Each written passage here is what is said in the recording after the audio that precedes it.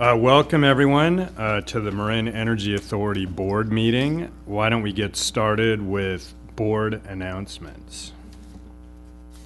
Seeing none, public open time.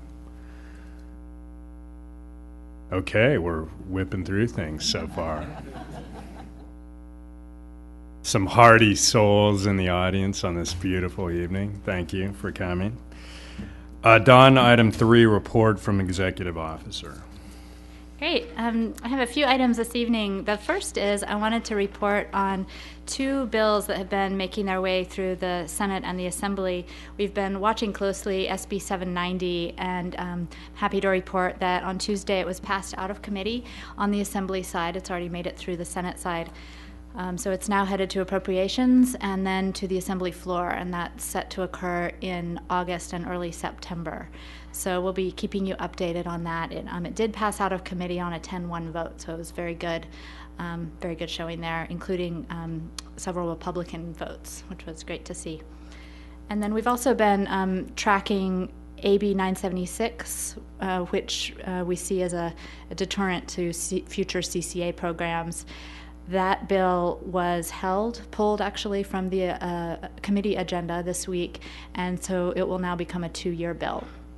So we'll be watching that and reporting on it next legislative cycle. Don, on the Senate bill, were there amendments, significant updates to it? There were some amendments that were taken as late as last week, and we haven't been able to provide a fully amended version yet because it happened so recently, but there were some amendments made. We still feel that there are significant improvements that this bill will be able to achieve, including some cost-shifting language and some energy efficiency language that will make it more clear how CCAs can access funds in the future, and the interface between IOUs and CCAs will be a little more clearly defined through a potential code of conduct and that sort of thing.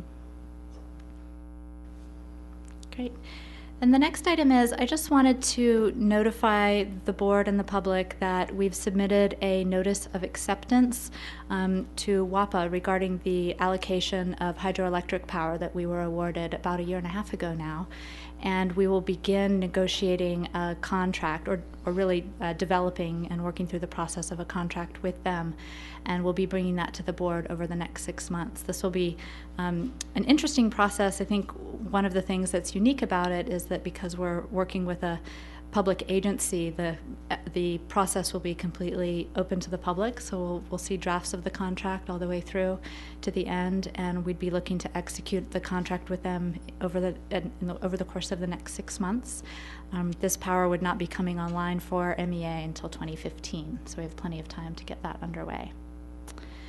The next item I would like to report on is just an update that the County of Marin is preparing to launch a solar rebate program.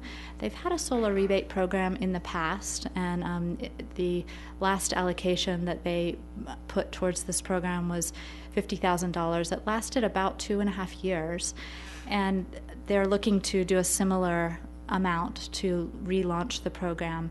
They have come to me expressing an interest in potentially transferring the program to MEA administration sometime over the next year, and with whatever funds are remaining, with the hope that we might continue the program and continue to fund the program in future years. We have not made any commitments and let them know that our budget cycle is, we're going to be looking at our next fiscal year's budget in February, March, early next year.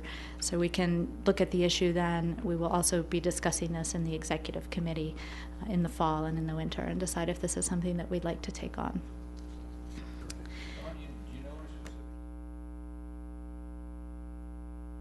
Well, I'm very familiar with the solar rebate program, and I believe what they're planning to do is similar to the one they had before, where it was a approximately $500 rebate for anyone in the county jurisdiction that is interested in installing residential solar PV a solar pool heater, or I believe they also provide rebates to commercial installations as well. There are different amounts. So the pool heater is at least in the past was a slightly smaller amount, about $300 per installation, and the installer simply needs to provide evidence and receipts of the solar purchase in order to receive the rebate. The rebate is provided after the fact, after the installation is complete. And so our board and our executive committee can discuss whether we want to use a similar approach or modify it. Another thing that we'll need to decide, of course, is we would most likely want to offer this to all customers in our jurisdiction, obviously not just the county jurisdiction. So that could cause the dollar amount to be depleted more quickly. So we may want to use a different dollar amount, but it's all up for discussion at this point. Do you know, with the original county plan, was it terminated for lack of funding or lack of interest or what?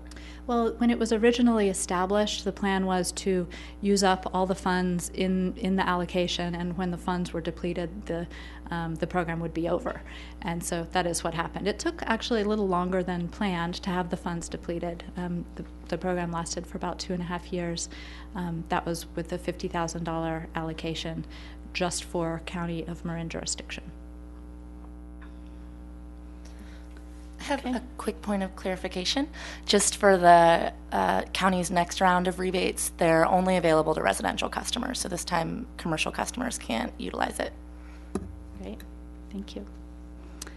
Okay, and then the next item I wanted to report on is that we have submitted 2 new reports to the CPUC as part of the legislative reporting process that's underway now. They are preparing the 3rd quarterly report, which is due on the 1st of August. We, fortunately, I think we've seen the number of issues that we've had in our interface with PG&E diminishing over recent months. There obviously was sort of a backlog that had built up for the January submittal and then a bit of a tapering off for the April submittal. Now we're down to really only 2 new issues. And those were both submitted a couple of weeks ago and included in your board packet. In your supplemental packet, there was a new version of the 2 issues included and provided to you with PG&E's responses. So that's the difference in the new version that you got in your supplemental packet this week. We have the opportunity to provide a response to PG&E's response.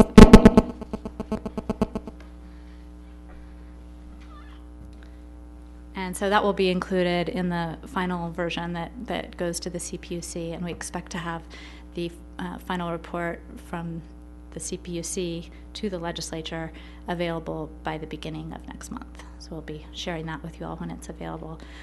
Also, as an update on some of the prior issues that have been reported on, we're seeing progress on many of them. A couple of them have been are being worked on in more depth, and I think due to our lengthy agenda tonight, I won't get into the details of those, but we'll certainly be talking about them in the executive committee meeting, and I'm happy to share more information if folks have questions on that.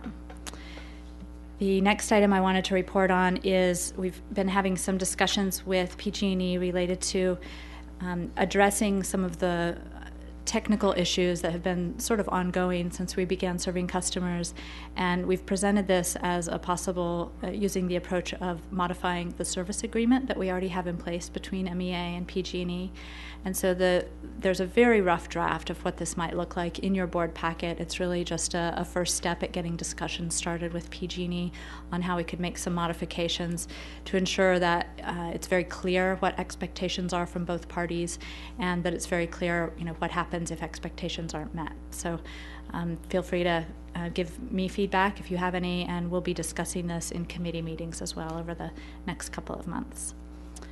The next announcement is I just wanted to make sure everyone's aware that we'll be canceling the August board meeting in hopes that some folks can take vacations, and we'll be reconvening at our usual time on it's actually September 1st will be the date of our next board meeting. We've also scheduled a board retreat just as we did last fall, and this is set now for Tuesday, September 20th from 9 to 1.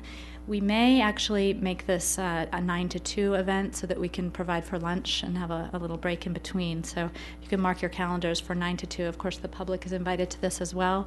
We currently have reserved space in the TAM room at the Centerville Corporate Center for this event, but we're also looking at the possibility of holding it somewhere at a different setting that's more relaxed, more retreat-ish. If you have any suggestions, let Yordis know, although I know she's looking at some already. So if we're not at the TAM room, we'll have another location and certainly let you know about that. And last but not least, I have an important announcement to make that we have a new intern with us this evening, Steve Rogers, although is that Steve? Oh, there you are. Steve joined us less than a month ago and is our newest addition. He is a Cal Poly graduate student who is focusing his area of study on city and regional planning. And I can't tell you how many times in the last week someone has walked up to me and said they talked to Steve at the county fair and he was amazing. So thanks very much for joining us, Steve. We're really lucky to have you here for the summer. And that's it for my report. Thanks, Dawn. Any questions for Dawn? Might note that I brought my summer intern as well, Juan Obregon, who's a Tulane law student, very interested in energy issues as well. So, okay, let's move on to item 4, consent calendar. Any questions, comments? Seeing none. 1 second. Yordis. There's one. We had one correction. It's actually in front of Dawn. I haven't had a chance to talk to her because she was busy right before we started. We had just a spelling mistake in the date. It says July 29th, which is not when it should be June 29th. All right, great. With that correction, can I have a motion? Okay, all in favor? Aye. Opposed? That matter carries. Moving to item 5, communications update. Thanks. All right, well, we've certainly been keeping ourselves busy this summer with communications and marketing for Marin Clean Energy.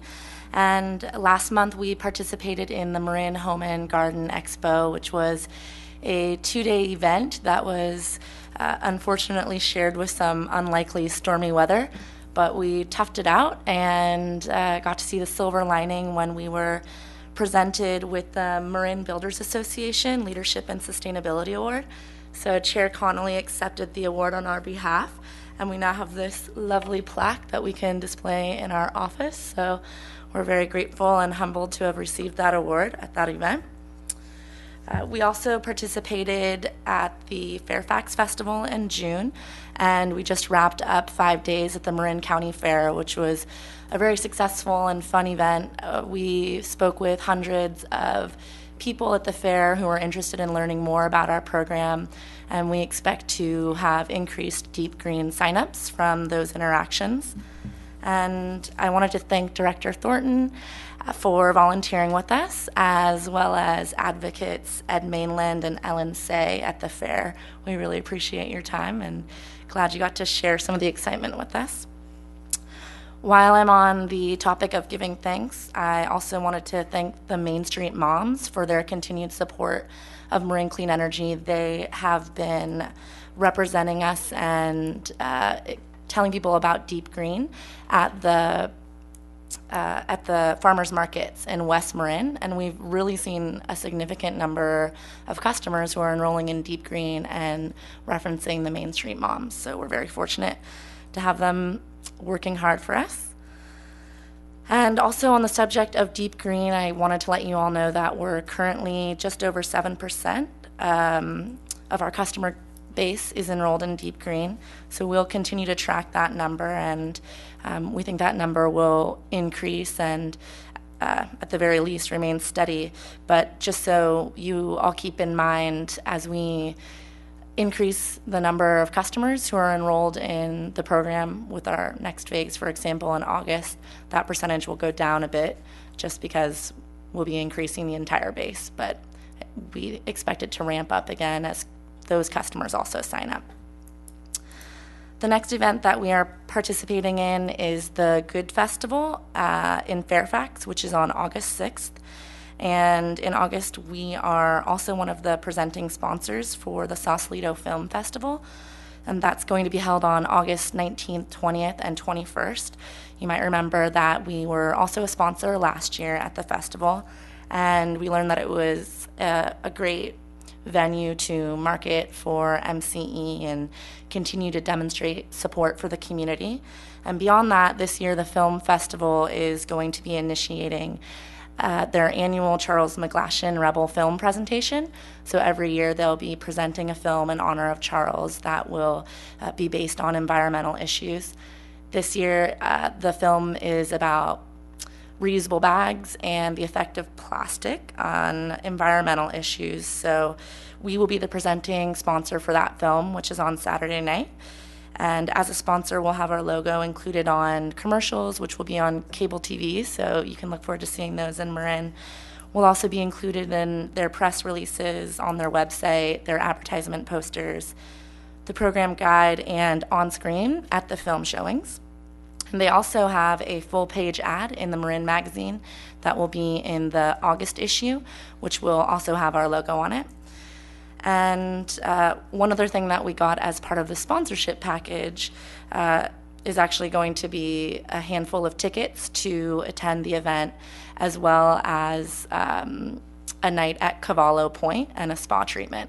And we thought that this would be an excellent opportunity to drive some more interest and excitement around our photo contest. So that's still going on right now. The theme of the contest is, why does Marin clean energy matter to you?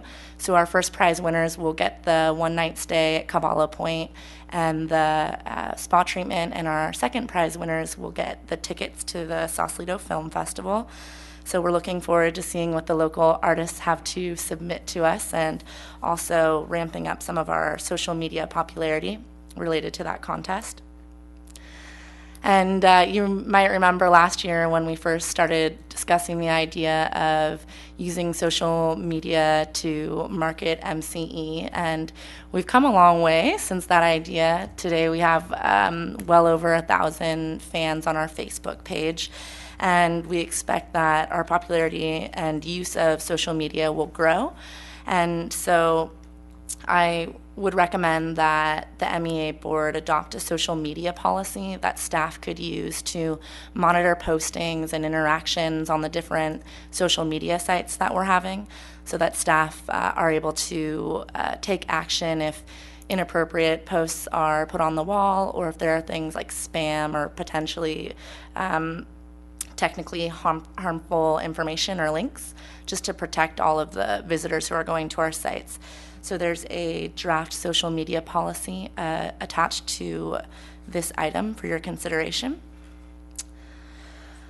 At our last board meeting, it was recommended that MEA include information about billing and baseline quantities on our website. So we've got a new page up on our website now called Billing that explains the tiered billing process as well as the baseline quantities for all of our Marin customers and how they can calculate that in a pretty simplified manner.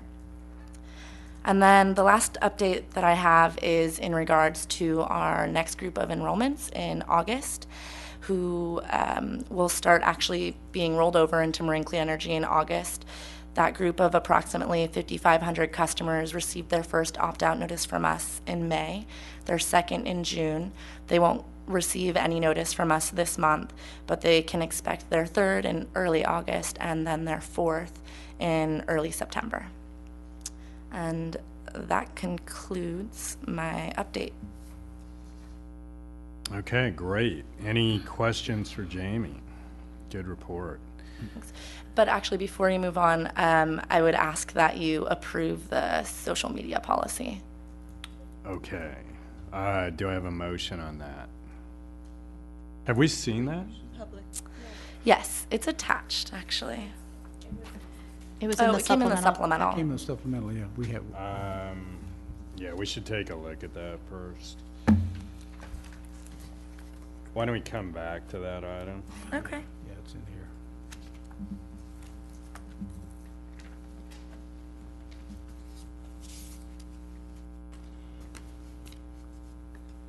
here. Okay, Don, why don't you take up item 6 in the meantime? Okay, item 6 is actually going to be introduced by Kirby.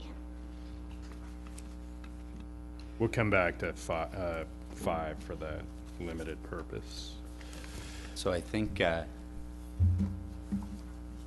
Yardis is going to bring up a presentation here, but while she's doing that, what you have before you tonight is item number 6 on the agenda is a staff report related presentation and a draft in final form power purchase agreement for 31 megawatts of photovoltaic solar capacity within the state of California. And I'm pleased to discuss this tonight after several months of what I would consider to be a very rigorous process that began in December of 2010 with your board authorizing the release of a request for proposals for renewable energy supply.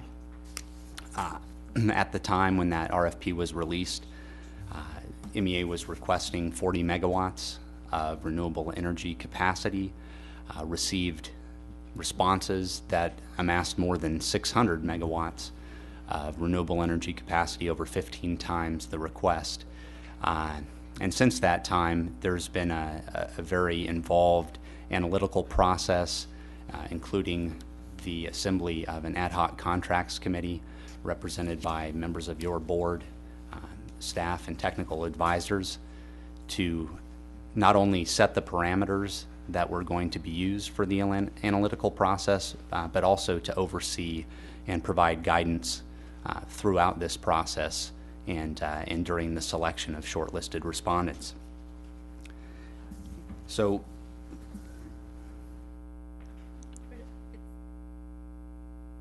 oh, okay. I was going to say I didn't recognize it, but I guess if you just read the words on the slide, then you'll be fine. In any case, that's just a little bit of the process recap anyway in terms of how we got here. What I'd like to do now is just spend a little bit of time going over the counterparty and the prospective power purchase agreement that's before you for consideration this evening. And just would also like to remind you that this particular agreement was generally found to be consistent with the overall goals and objectives of this agency in advancing renewable energy supply. And also throughout this process, I think staff and the technical team really did a good job of trying to balance various considerations that would affect this agency when entering into such an agreement, such as economic effects on the agency, the ratepayers and rate stability, the overall project viability and likelihood of project development, and various other considerations, including greenhouse gas emissions reductions within our energy supply portfolio. So without further ado, the counterparty that rose to the top through this process was Inexco Development Corp. We've previously discussed Inexco as part of a presentation that involved the 3 entities that were selected on our short list. So I just want to highlight a couple of items here and simply point out that this is a highly experienced project developer here and would be a very good partner in furthering MEA's goals and objectives related to renewable energy supply. And so I think we're excited about this particular prospect. And the bottom bullet here on this particular slide, just want to remind you of this. Our kind of one of our neighboring municipal utilities here in the state, the Sacramento Municipal Utility District, has already has a relationship with Inexco. Inexco developed a 1 megawatt solar photovoltaic facility for SMUD that supports its retail solar cooperative program called Solar Shares. We've previously talked about that. That facility is currently in operation and serving those customers. As far as the agreement itself, just want to provide some highlights here and then allow ample time for questions after that. But as I previously mentioned, the power purchase agreement contemplates 31 megawatts of new photovoltaic solar capacity that would be developed within the state of California. The way that the PPA is structured at this particular point in time, it includes a seller's option for several different facilities. Those facilities could be located in Kern, Kings, or Tulare counties, and would be combined in such a way that the aggregate capacity from those facilities would total the 31 megawatts. 31 megawatts kind of seems like an odd number, and the reason that it is because one of those megawatts would be dedicated to a photovoltaic solar project here within Marin. And that would be a solar carport structure. Pretty exciting stuff there. And also wanted to let you know that the projects kind of range in size from 7 to 12 megawatts, and you can see one of the exhibits in the power purchase agreement provides a little bit of color on each one of those sites, the county in which it's located, and the expected project capacity at those sites. The technology would be thin film fixed mount photovoltaic solar. This is a tried and true technology, so that is good news. The price is competitive. As I previously mentioned, as part of the analytical process leading up to shortlist selection and ultimately the identification of the first position developer in this case, did focus quite a lot on price, and we found that this price was among the most competitive that was offered. The escalator that will be applied in this case is very reasonable. It's a 1.5% escalator. This is certainly falls below typical inflationary tendencies and would really minimize any upward pressure on ratepayers that results from this particular agreement. As far as other provisions in the contract of interest, there is a buyout option, or actually buyout options, at the end of years 10, 15, and 20. This is a 25-year power purchase agreement that you'll be considering this evening. And at each one of those milestone dates, the Marin Energy Authority would have an opportunity to consider purchasing this facility from the developer, which was a feature that was certainly of interest to this agency. The commercial operation date, as guaranteed in the PPA, is March 31st of 2014. In terms of timing, this works out rather well as we bring on additional customers and allow those customers to be enrolled and to settle in kind of the resource planning cycle, if you will, before this particular facility begins delivering energy to them. In terms of annual energy production, there's a commitment in the power purchase agreement for a 20% capacity factor. That would result in annual energy deliveries of approximately 55,000 megawatt hours, which is roughly 7% of the Marin Energy Authority's expected energy requirements at full rollout. If you look at this a little bit differently, you can see here the 60,000 megawatt hour number. That's based on an assumed capacity factor of 22%. As I mentioned, the 20% is really a floor in this case. It's a guarantee. So there could be some variability in annual energy production, but this is really intended to give you an idea of where that would fall. So not an inconsequential amount of MEA's overall energy supply would be coming from in-state photovoltaic solar related to this particular agreement. There's also a 70% performance guarantee, which assures that the facility would be producing substantially the amount of energy that it's committing to provide, and that's also a nice assurance here in this case. I already mentioned the local project development aspect here. I just want to remind you all again, that's a 1 megawatt locally developed solar carport, and this really again promotes key objectives of the agency in making sure that we're focusing locally as well as elsewhere in the state on developing new renewable resources. One of the things that I think is important to point out here is that the prospective counterparty has really made a nice commitment to this development effort, and has done so in the form of issuing a $250,000 payment to MEA in the event that this particular project does not move forward. And so this would certainly allow MEA to use those funds to pursue development opportunities elsewhere within its service territory in the event that this didn't move forward.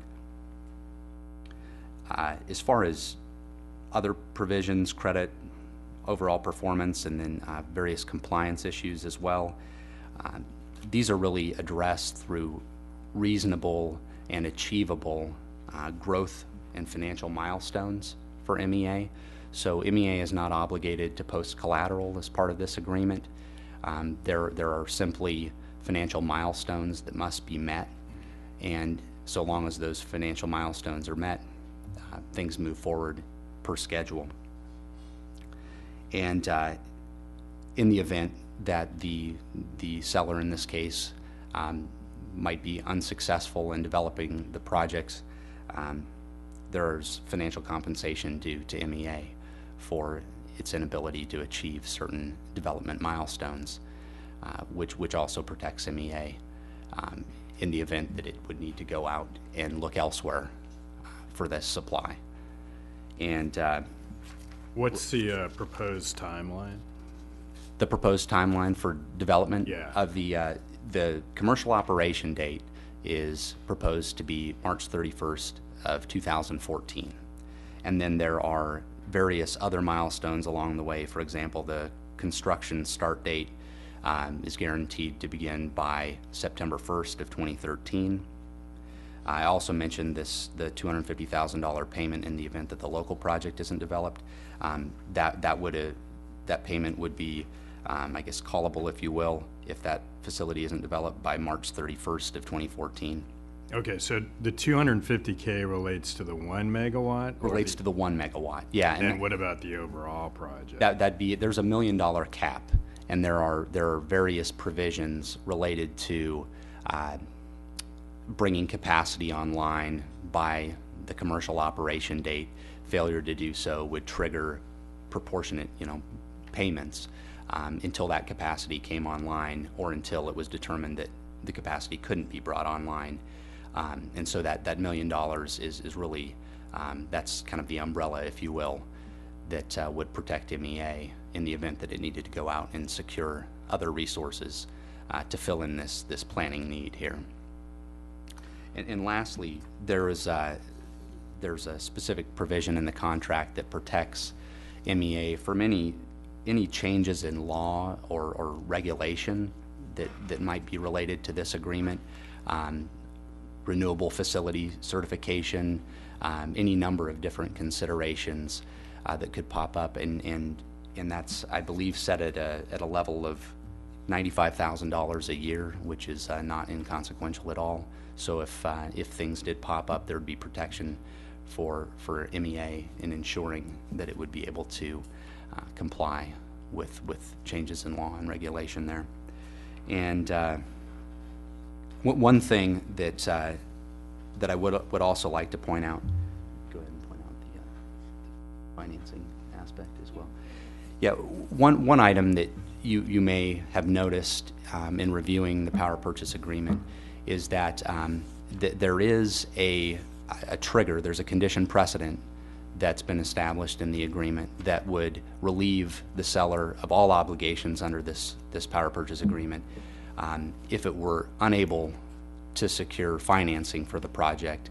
I believe it's by November of 2012. And so we kind of view this as a trade-off where MEA is not being put in a position where it needs to post any collateral or security here in order to get this deal move forward. And so this was really a trade-off that was reached during the negotiation process here. And I guess we feel like it's fair and reasonable given the balance in this equation.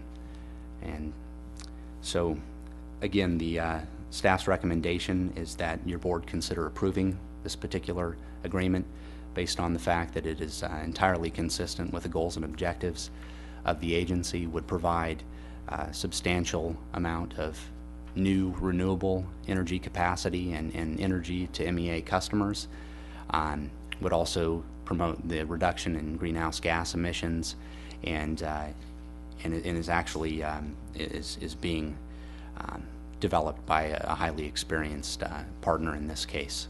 So if you have any questions, I'd be happy to answer them. Chair, Yes. what are the milestones that we're expected to meet? Yeah, the milestones that we're expected to meet are, that they're really plainly focused on gross revenues and achieving gross revenue thresholds within certain date ranges. And so in the event that MEA is able to successfully demonstrate that it has evidence and auditable financials that it has $30 million in gross revenues between, I believe it's September of this year and March of 31st of next year. I'm sorry, October of this year and March of next year, and then going forward, April 1st, and then every fiscal year thereafter, it would be a $60 million threshold. And all of our pro formas, they more than support these particular these milestones here. So they're not really of any consequence necessarily in that sense. So. And it's Kirby? expected that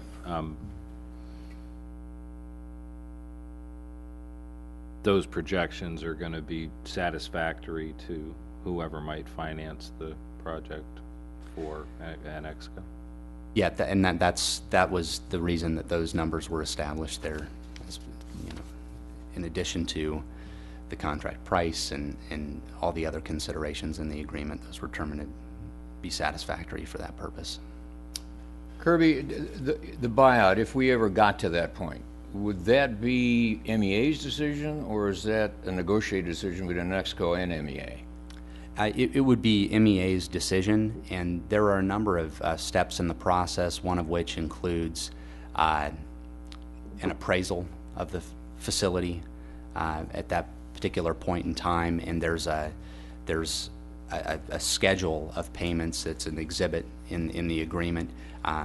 For the time being, it's left blank until the agreement becomes final, at least in the copy that was in the supplemental packet.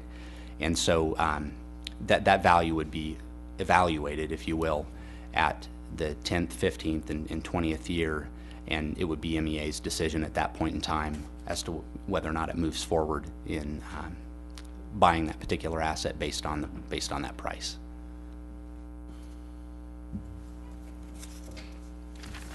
Any further questions from the board? Members of the public, any discussion of this item? Okay, well, it's really exciting, Kirby. Great work to the committee. A lot of hours put into this. As Kirby mentioned, we had a robust RFP process that originally had, I think, 16 responses, right? Okay, so that was whittled down to 3 very solid shortlist finalists, and then a significant round of negotiations ensued, a lot of back and forth, and I think we have a result with some excellent terms, and as you also said, really moving us forward toward our ultimate objectives as an agency. Correct, absolutely. And one thing I'd also like to point out is that this potential end here wouldn't preclude MEA from further discussions bilaterally or otherwise with other potential projects, and so this is just, again, it's one piece of a puzzle here, and I think this board's approach to integrated resource planning is really this is just one piece of that puzzle, and so there'll be other pieces along the way as well.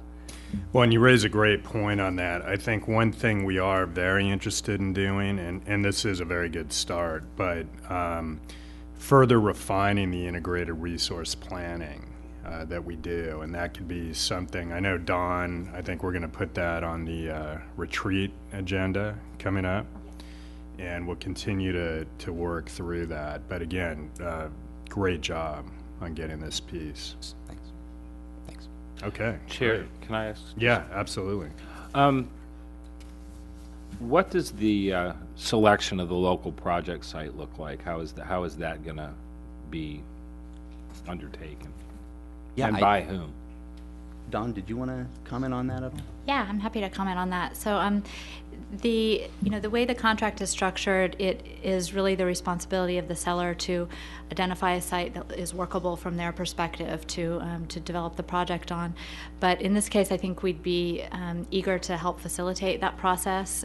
We've already done a little bit of preliminary work based on some other projects we had going on a few years back, where we spoke to site owners of some large parking lots throughout Marin County, and so we have some contacts and some conversations that have been started with property owners, and that might provide a good opener for looking at sites. I think within the next 6 months, we could really spend some time looking at sites and narrowing down the options. We do have the flexibility, as per the contract, to look at up to 2 sites. So if it's difficult to get at 1 full megawatt at one very large parking lot, we can divide it into 2, and that could allow us to use 2 different locations. I think that we'll spend some time discussing this in the committee meetings, particularly in the technical committee.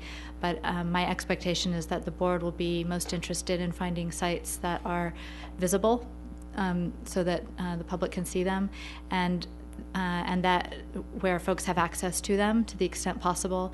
This is something that might be a great fit for the Solar Shares program for customers, and it'd be particularly beneficial if the customer that's part of the Solar Shares program could actually drive up and park under the structure.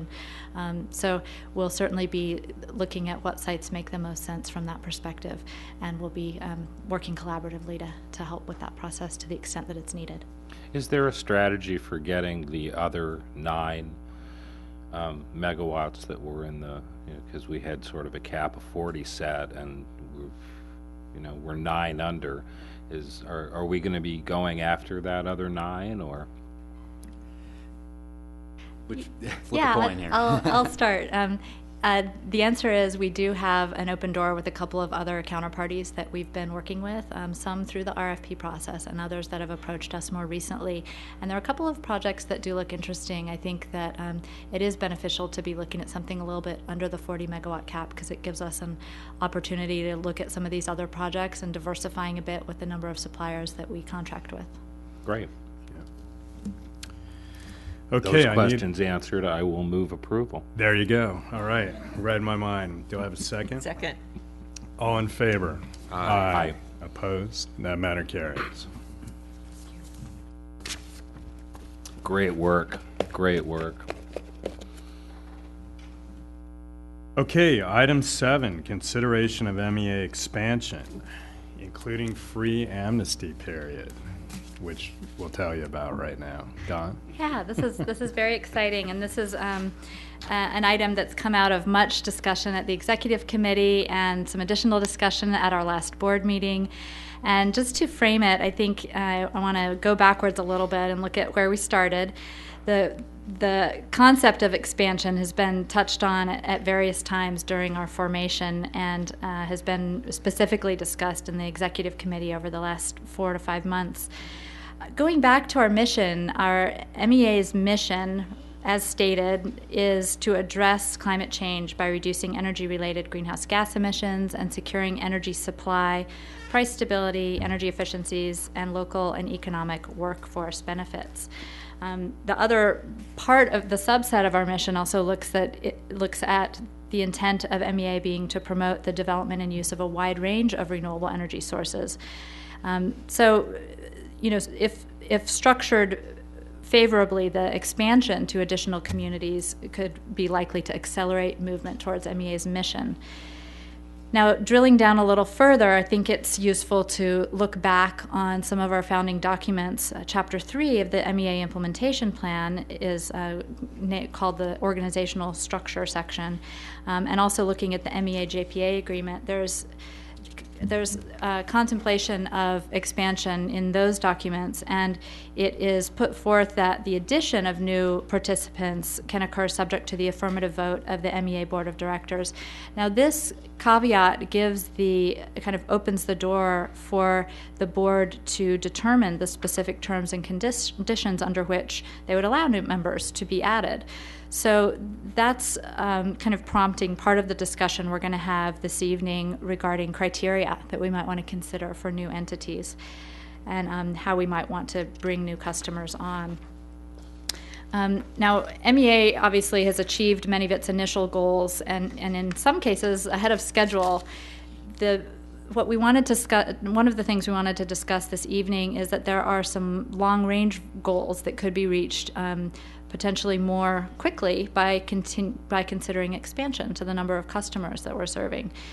To give you an example, if we were to add approximately 35,000 new customers, that could have the impact of increasing greenhouse gas reductions from 560,000 tons, which is where we project to be at full rollout, to 840,000 tons or more annually. So it's an impact that helps us move towards our mission a little more quickly. Expansion can also provide a number of direct economic benefits. And can you get the PowerPoint up on that? We're going to go over a few slides that really lay out what those cost impacts could be and business impacts to MEA, and John's going to cover that for us. So, let me get my mic on here. So when we're thinking about membership expansion, I think a couple of the factors that Dawn mentioned, greater impact, and one that I don't think she did mention, but more influence. I think those are two sort of maybe more strategic considerations. What I'm going to focus on in the next few slides is just the direct economic impact, how expansion could benefit MEA and MEA's customers. So what we're going to talk about is the potential economic benefits of expansion. A little bit more specifics about how expansion can reduce MEA's rates.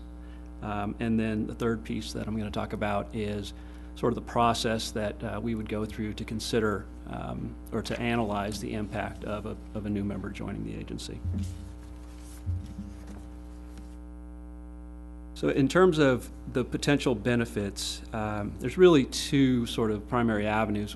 The first is a reduction in average costs. So if you think at the end of the day, MEA's got a cost structure that translates into a rate structure that our customers pay monthly. So anything that can reduce MEA's average per kilowatt hour cost can ultimately translate into lower rates. And there are three primary ways that an expansion can help that, can reduce average costs. And the first is just simply by spreading fixed costs over a larger customer base. I mean, I think most businesses or enterprises are familiar with that concept. You've got certain fixed costs, and the more sales that you have, you can spread those over a larger base. Second one's a little bit more unique here is that the potential for load diversity can actually help reduce MEA's cost of carrying capacity reserves, just because a new members community, those customers might have peak demands that occur at different times than the current customers, and therefore you can maintain lower capacity ratios, still meeting the 15% requirement, but just you have a lower peak relative to the energy sales. And then the third potential cost savings would be really on the procurement side and access to larger scale renewable projects, which tend to show decreasing costs, economies of scale. And a good example would be photovoltaic. We're talking about 31 megawatts on the last item. If we were looking to buy 1 to 5, the price would be higher because there are fixed costs in the development process. So that's a third source of cost savings. The other kind of economic benefit, or at least potential economic benefit, is in terms of MEA's credit profile. And basically, with the creditors, when MEA is ultimately is either a third party is looking at MEA's credit, or when MEA is in a position to issue bonds and seek a credit rating, one of the things the rating agencies are going to look at is they're going to look for a large, stable, and secure customer base. So adding customers just helps to enhance that. Expansion can also yield larger program reserves, which of course is a factor in a credit evaluation. And then the third piece to that is just if the program's growing, attracting new members, it's just proving success of the business model, showing that it's a competitive, competitively priced service, and that just results ultimately in a more positive perception from the credit markets. So those are the two sort of primary areas of potential benefits. And so now I'll focus on more specifically on how expanding can impact customer rates. So as I mentioned, MEA's got different types of costs. Energy costs obviously are variable. You sell more kilowatt hours, you have to buy more kilowatt hours, but some of the MEA's costs are fixed. Things are examples here on this slide. We go out and negotiate a power purchase agreement. That is a fairly intensive exercise, but it doesn't really matter if it's a small project or a large project. You're essentially going through the same amount of effort. So that's an example of fixed costs.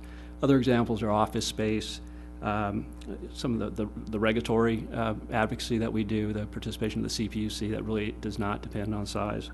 And for large part, legal and technical services would fall into that category. So these costs are primarily fixed. They may increase somewhat as the program grows, but certainly not proportionate to an increase in sales. So if we're adding customers, what will happen is as long as those customers are covering their variable costs, as long as they're covering the rates that they pay are more than the cost of actually going out and buying the power, then that'll tend to reduce the amount of fixed costs that current customers have to pay, so would potentially benefit the current customers. So all else being equal, bigger is better. Serving more customers means lower average costs and a more competitive position. So this is an illustration of sort of where the ratepayer dollar goes. You can think of it that way. And so the variable costs are energy and billing. Our billing costs are charged on a per account basis and as well as a per kilowatt hour basis. So as more customers come on, billing costs will go up. So the variable costs are about 93% at this will be at full rollout. So not at our current size, but once the program is fully phased in. And then fixed costs are about 7% of the total. So about 7 cents of every ratepayer dollar goes to just basically the cost of running the agency. And then there's a breakout here. This bar here kind of shows how that's split out between staff and professional services, about 3%. You got debt service about 1%, and then reserves is about 3%. So that's the nature of the cost structure for this agency. Now, one thing to want to point out here is that when we're talking about staff and other costs being fixed, and we're considering membership expansion, I'm talking about once they're already in. So obviously there's quite a bit of implementation work if a new member were to join. You have to go out and negotiate new power supplies, and so it's I guess sort of planned that those costs would be covered by the applicant. I'm talking post, not in regards to the free amnesty period, but if we're talking either post amnesty period or a member outside the jurisdiction, those types of implementation costs would be covered sort of directly by the applicant. So those aren't being considered here. And the next slide is an example here. So and these are illustrative numbers.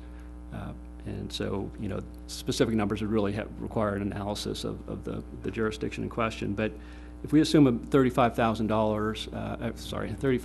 customers, a community with 35,000 electric customers were to join MEA, then basically, if they were similar to the current customer base, MEA's annual revenues would increase by $38 million. Its costs would increase by about $34 million. So you're sort of left with a net increase in margin or reserves of $4 million. So that could either just accumulate to reserves or potentially could be used to reduce rates by about 3%. So these are, again, illustrative, but this is an example of what the potential impact could be. So then recreated this pie chart here. So assuming these 35,000 customers came in, then rather than 7 cents of every dollar going to pay for the cost of running the agency, that drops to about 5 cents on every dollar. So it, again, that's the ratepayer benefit there. Just making the, more sales means ultimately more competitive price.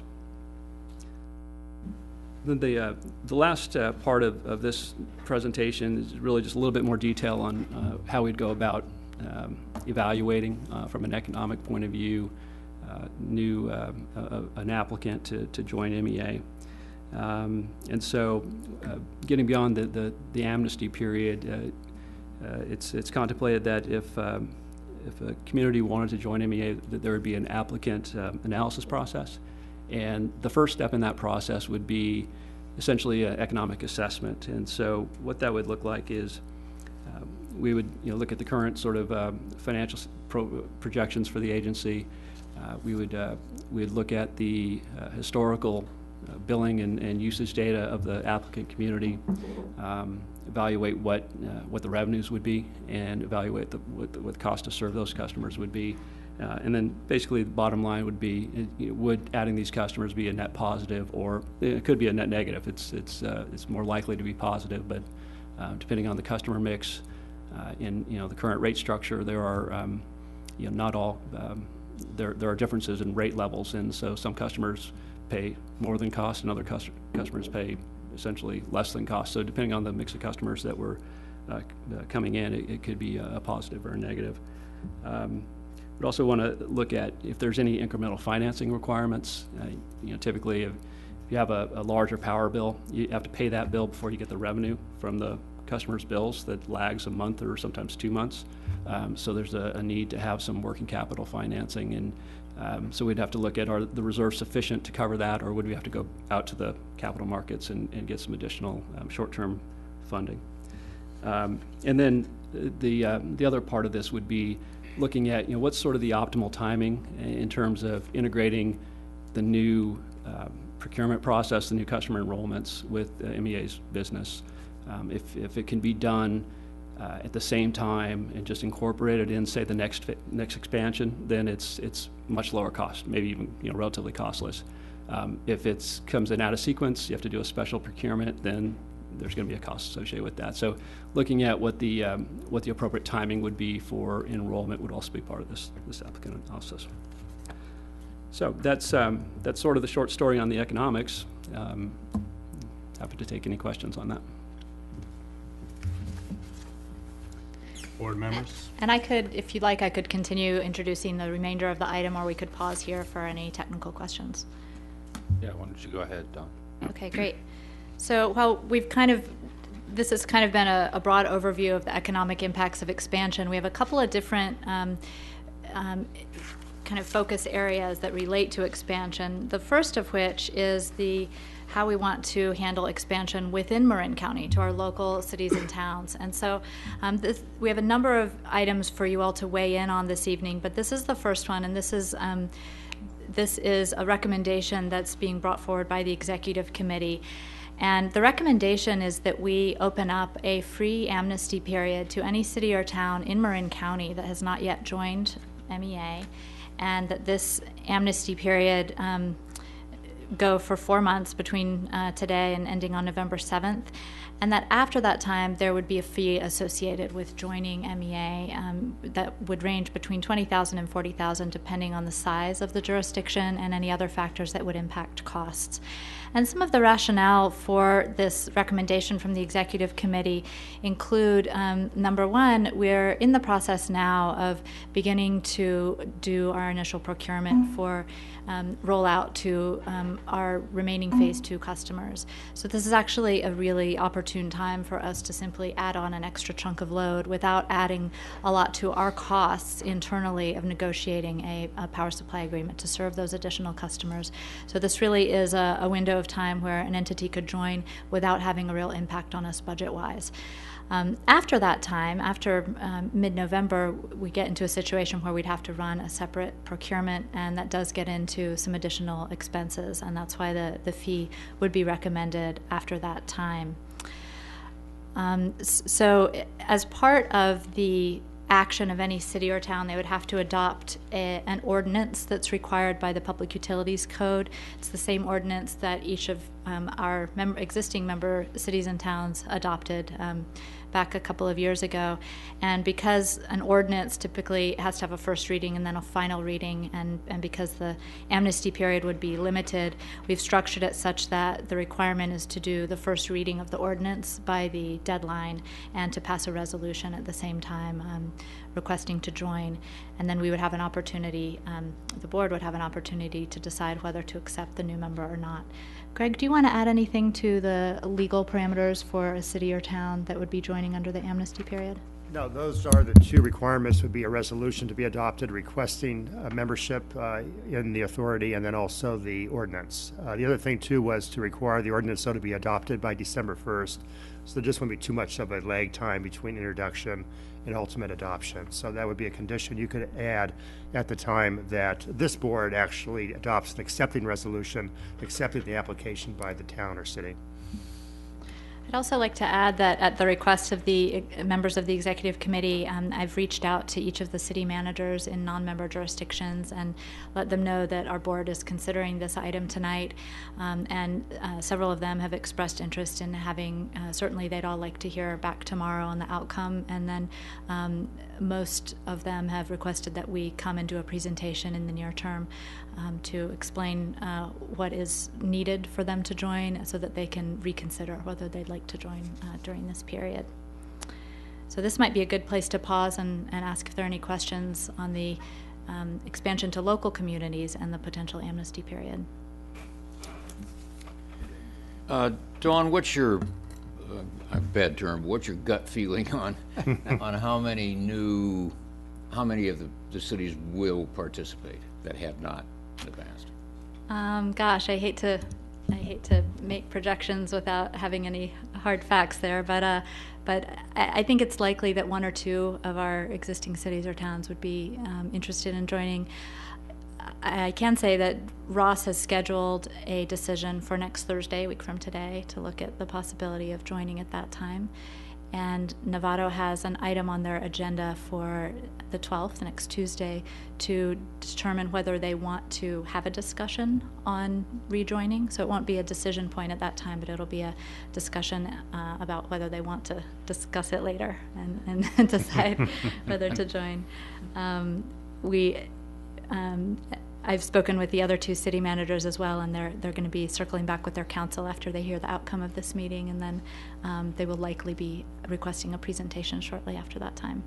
And I'll be giving a presentation in Ross next Thursday at the time of their meeting. They did have an initial meeting last month to discuss joining MEA, and I was present at that meeting as well, and there was certainly strong interest both at the council and in the public. So, Good. Yeah. Good. Tom, I guess I can add, my gut feeling is that there's at least an interest by 3, Good. if not all. Yeah.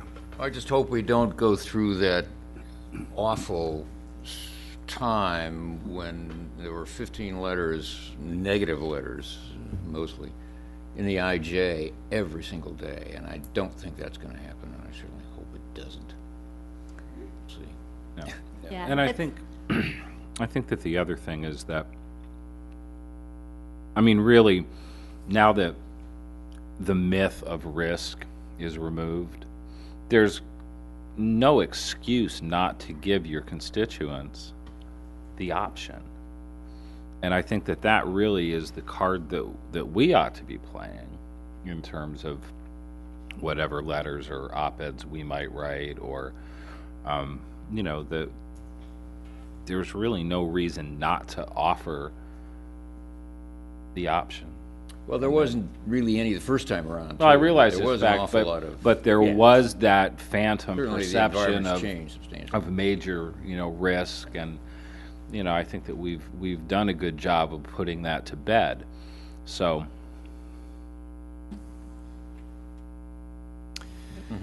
Why don't we, what I would recommend is let's take that item up right now. And, I certainly am strongly in favor of it. I know we, at the executive committee, really felt we ought to go forward with this. Is there any comment from the public on the specific amnesty issue? Anyone here from Novato, Larkspur, Corte Madera? Go ahead, Rachel. Come on up, though, if you...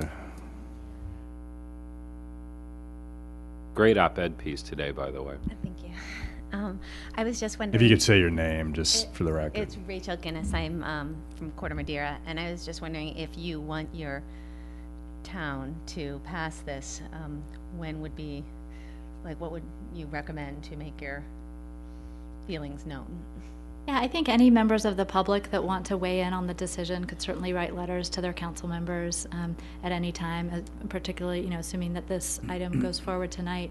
It might be a good opportunity to make sure the council's aware of it and let the council know that it's something that a resident is interested in. Yes. And of course, watching to see if it does pop up on the agenda. I'm sure Jamie can spread the word about, when items are coming up on the agenda in each city and town. Super. Thank you. Well, and that raises a great point in going to what Director Tremaine raised. I mean, if we publicize this and if we get out, talk to all the councils, part of it is going to be the grassroots interest, which there is there in all these towns, mobilizing that and having folks speak out on it. Mm-hmm. And will there be a press release after we make our decision tonight? And that could be a good source for people to send on to their councils. Yes, there will. And we'd also, if it was approved, we'd also include it in our email blast, which will be going out next week, which has Great. over 2,000 recipients. Yes. We've also been, sorry. I just, Megan Matson from Main Street Moms, and we got some good news this week. In addition to the legislative pieces, the Moblet and Point Reyes had gone out for just a small local grant, but very specifically to support this Phase 2 piece on the public and grassroots organizing front. So the reporting back for our Monday meeting on the results of the 40 megawatt RFP will be great as part of that push, and the mention too of the integrated resource plan and progress there in September will also be really useful for us in that outreach. We had a great time at the Mill Valley Parade, again at Western Weekend, all Marin Clean Energy, and really using the deep green nuclear free to address people's interest in that issue in particular, and just the marketing of Marin Clean Energy's success in general. So that's all going to be really valuable for that push. We've been, I don't know if you still get it, but we get hashed hard for the, early on for the Shell contract, and we're able to really hang our aprons, if you will, on the substitution clause. And so coming through on the this first PPA piece, and then whatever really turns up in that integrated resource plan is going to be helpful for shoring up what has been for us talking promises out to our more cranky constituents. Thank you. Any further comment? Okay, I'll bring that back to the board and Chair. yes. I'm really excited that we've come to the point where we've decided we can do this and offer this amnesty program and re-invite them to come in at no charge. That's, it's what I was hoping we were going to be able to do, and I'm really glad, really glad that we are going to be able to do that. And I think that it's going to, be attractive this time around. Sounds like another motion. Sure, I would move approval of the free amnesty plan. Second? All in favor? Aye. Aye. Aye. Aye. Opposed? That's unanimous. And I think, Jamie, you have some further talking points from the discussion for the press release. So, I don't actually, other than the fact that we'll have a press release going out tomorrow and again in our newsletter next week. And well, I mean, just from the discussion tonight, I mean, some good Oh, points right, about yes. the selling points Yes. of the amnesty program. yes, So, thank you. okay. And you know I what? can mention that we were in touch with the Marin Independent Journal today on this item, and we can expect some good press, I believe, on this over the weekend. They're very Great. interested in the story. Right. I think it's important to keep telling people that it's a raison d'etre for this organization and that we built it, and so now they can come. There you go. Great. And it's, you know, giving the constituents the opportunity. I think that's a great message. Okay, so before we embark, I think is the right word, on the regulatory update. Excuse me, Not Chair, done we with, actually have a expansion few yet. more pieces to Oh, this that's item. right. Okay, so we're going to now do outside county and then circle back on overall. Right. Got it. So just shifting gears a little bit now that we've really looked at how we want to handle our internal communities, our closest neighbors, we've outlined some of the benefits of expansion that could also apply to neighbors to the outside or other communities to the outside. And while there are a lot of opportunities that could accelerate our movement towards goals in the long term, we need to really make sure that our expansion happens within a framework that and guidelines that really ensure tangible movement towards those goals. And so we began a discussion at the last executive committee meeting to talk about kind of guidelines or criteria for membership, and those have been included in your board packet and really are food for thought. They are certainly not close to final, but it's a summary of some of the ideas that were thrown out in the executive committee meeting. And the idea is to look at these and really delve into them a lot deeper in our board retreat on September 20th, when we have additional time to really chew on this idea of expansion beyond Marin County, because that's still a new concept that needs more fleshing out. I'd be happy to take any initial feedback on the proposed guidelines at this meeting, or get that later on, or certainly at the board retreat. We'll have a lot of time to get into that. The other thing that went along with our discussion on expanding to other communities is the idea of having an applicant analysis. One of our directors had a great suggestion there that we develop an application, a 1 or 2 page application that can be filled out that gives a lot of the high level things that we need to know in order to really do an initial screening and make sure that this community would be a good fit for our goals and objectives. So that's something we can spend a lot more time on at the board retreat. Yeah, so unless there's any further feedback on that item, I can move on to the pilot contract. Any questions on that item or feedback? Okay.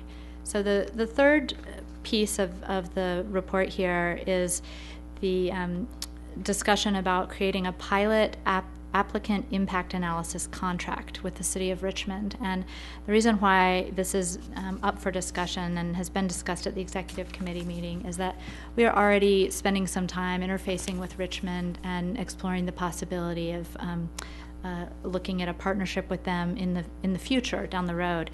And it would help us to cover costs on an hourly basis to have a contract in place with them that covers the work that we're already doing to meet with them, which isn't a lot of time, frankly, right now. But as we get into the discussion at the retreat, we'd like to be able to present you with some scenarios and some alternatives so that we can explore what might need to be modified in the JPA agreement, for example. That would take a bit of time from our municipal council. We want to be able to cover that without covering it at MEA's expense. So the idea would be to work with the City of Richmond on getting a pilot contract in place to cover costs on an hourly basis with a cap of $20,000, and we'll monitor, how we're moving in getting close to that cap, and if we need to revisit it, we will certainly be coming back to your board.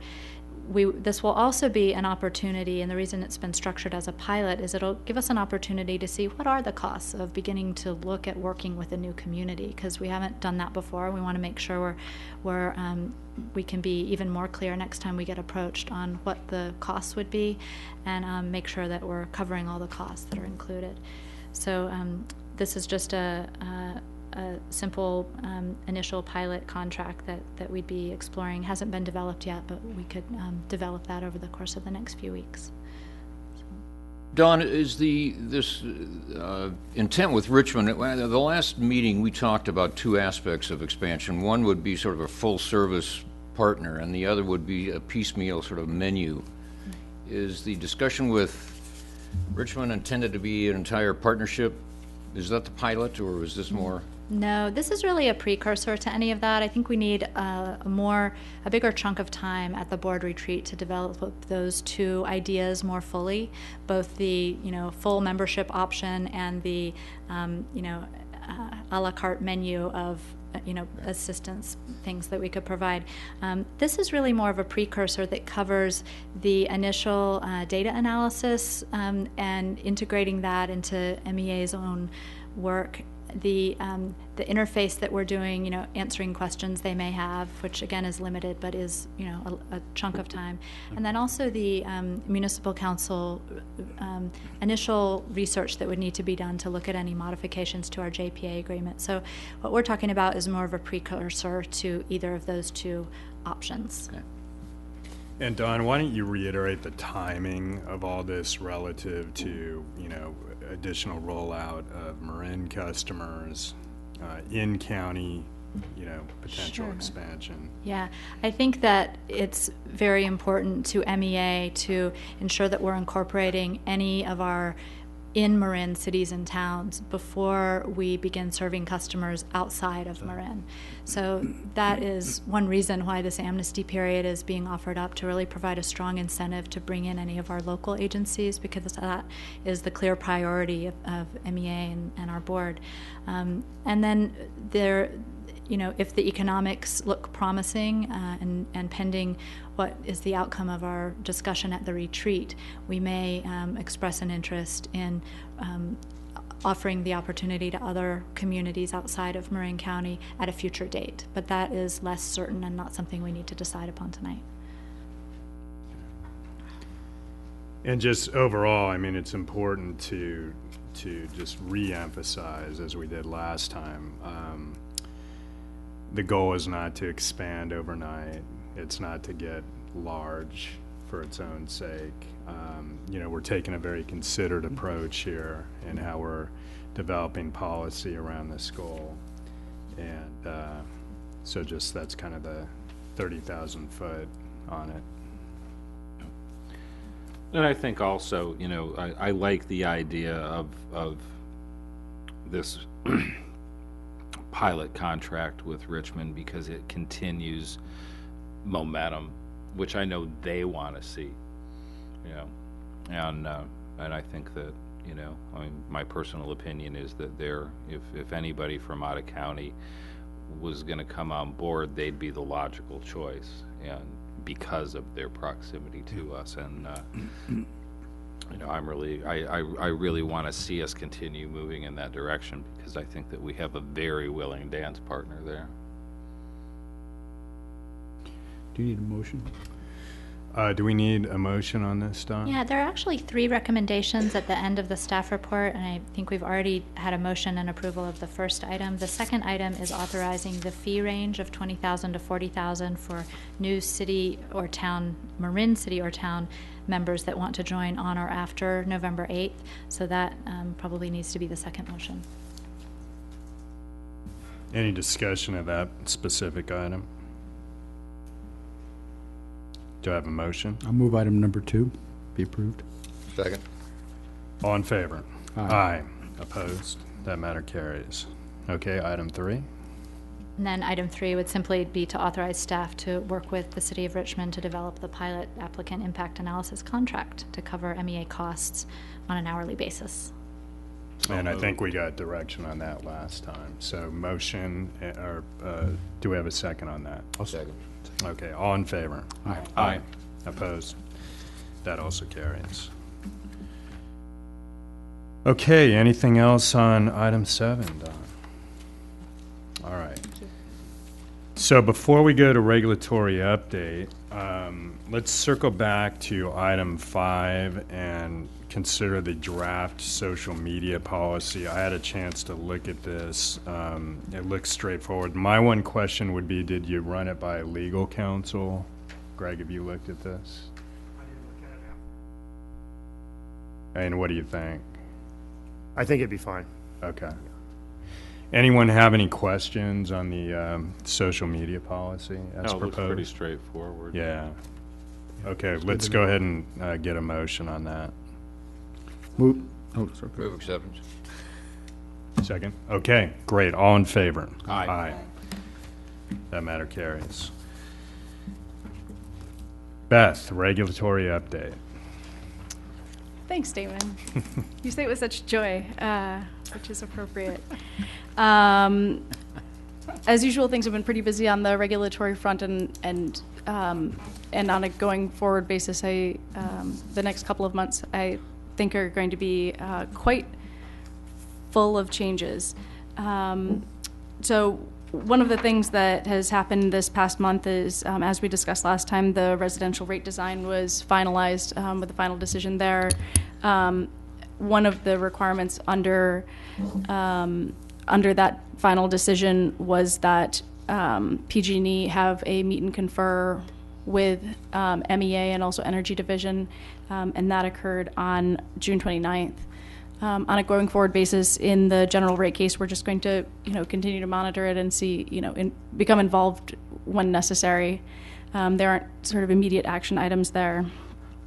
On the CCA docket, this relates to a proposed decision coming out, hopefully, not too far off, for a proposed decision on the CCA bond. I haven't heard any movement on it. It was anticipated to come out in May or June, but it could come out this month. It could be delayed until after the summer, or until there's a little bit more resolution in the direct access docket. In the direct access docket, we're also waiting on a proposed decision there to that would revise the methodology for how the PCIA is calculated, and so we are eagerly awaiting that decision, because it will have a significant impact in ERA, the Energy Resource Recovery Account. That's where PCIA is actually sort of implemented on an annual basis. I'll be talking about that below. So we're still waiting on that proposed decision. The long-term procurement plan, this has been also a pretty busy component. So there's track 1 and track 2. Track 1 of the LTPP evaluates what the total energy needs are going to be on a long-term basis in the entire PG&E footprint, and so that would include MEA, and it would also include direct access customers. And track 2 is, in theory, where those amounts are supposed to be backed out. There's been a little bit of a process change up in this docket, where track 2 is actually coming before track 1, and so we have filed opening and reply briefs in track 2 that primarily discuss MEA's load not being fully backed out of PG&E's projections. PG&E argues that backing out should occur in track 1, and so we're going to be continuing involvement in track 1 to argue the point again. So we'll be waiting on a proposed decision in track 2 to inform what our involvement is going to be in track 1. So the process is a little bit backwards to what you might expect, but we're moving forward, and we're continuing our involvement there to make sure that on a going forward basis, PG&E is not procuring for our customers. We'll be procuring for our own customers. In track 1, there's also going to be a conference on Monday, and either Dan or I will attend that.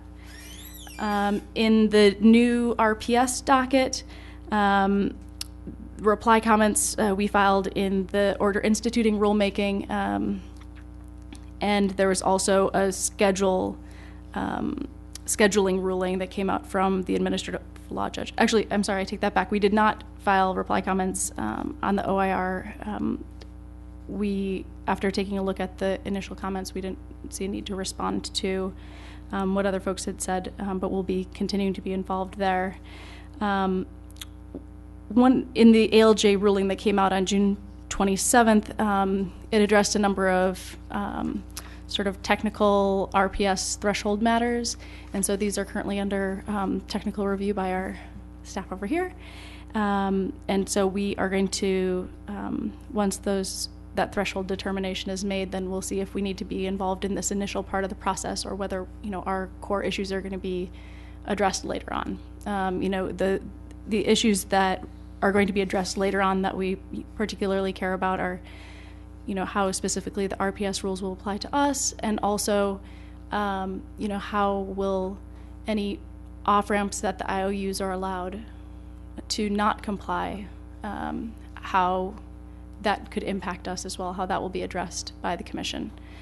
Because right now there's, in the new legislation, AB 1X2, there is, to the extent that renewable energy starts creating cost impacts for bundled ratepayers, investor-owned utilities will be allowed an off-ramp, but there's no similar off-ramp for direct access or CCA loads. So that creates competitive impacts, or could create competitive impacts in the future. That isn't being addressed quite yet. So for the preliminary items, we're still determining what that's going to look like. In the cap and trade, a pre-hearing conference was held. I was in attendance there, and the utilities proposal was served. What the utilities have proposed is for using the GHG allocations in the year 2012, that would be allocated to the distribution line item. And so this is, it would be in accordance with CARB directives, and also would be beneficial to our ratepayers. It would treat our customers fairly to those of bundled customers. And so we are generally supportive of that approach. However, recently, CARB has put the cap and trade program on ice for 2012, and so there's still some determination of whether this shorter time frame of taking action in July is still going to occur. Generally, this is broken into two phases. The first phase would address how these allocations are going to be dealt with in 2012, and then there's going to be a longer process for determining how the GHG allocations are going to be treated in the future, whether that's going to be for reducing rates or whether it's going to be for renewable energy projects or energy efficiency. So we will be involved there, but there's been a lot of uncertainty after the CARB actions that were taken. One of the next items that came up was, the process has started, relates to demand response. This is a significant size program, hundreds of millions of dollars. Currently, this is allocated to transmission and distribution line items. So testimony was served by ARM and DAC in this proceeding, and we will be providing rebuttal testimony in support of their position on this. Since there are significant generation benefits, we believe that the cost should line up with. Who mentioned? Oh, ARM, which is the Alliance for Retail Energy Markets. That's one of a consortium of direct access providers. They are also Dan Douglas's clients as well. Okay. So often you'll see us in consortiums with them for some of our filings. And then DAC is the Direct Access Customer Coalition. And so those are folks like California State University. So larger energy consumers. So they filed testimony, and we've been following this pretty closely.